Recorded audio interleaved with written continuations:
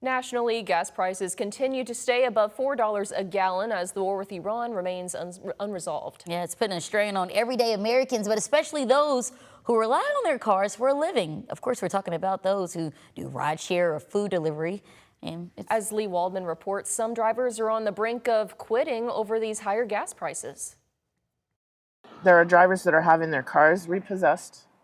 There are drivers that are going to food banks. I'm one of them because I can't afford not making enough money. These are uncertain times for rideshare drivers like Orla Phillips in Canada, who is watching fuel costs rise while the money coming in stays the same. It has been really difficult.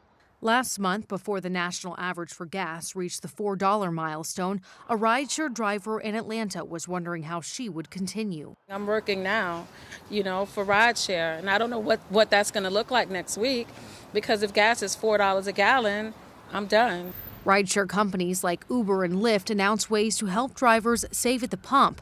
Uber offered drivers $1 off per gallon through the cashback platform Upside, and an additional 5% on top of existing rates if they use the Uber Pro card to buy gas. Lyft offered its elite drivers up to 2% cashback through its own Lyft Direct debit card.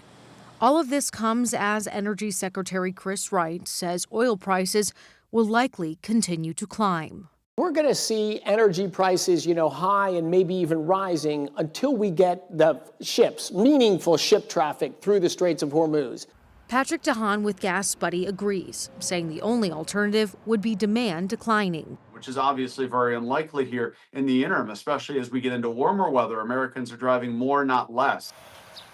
In New York, I'm Lee Waldman.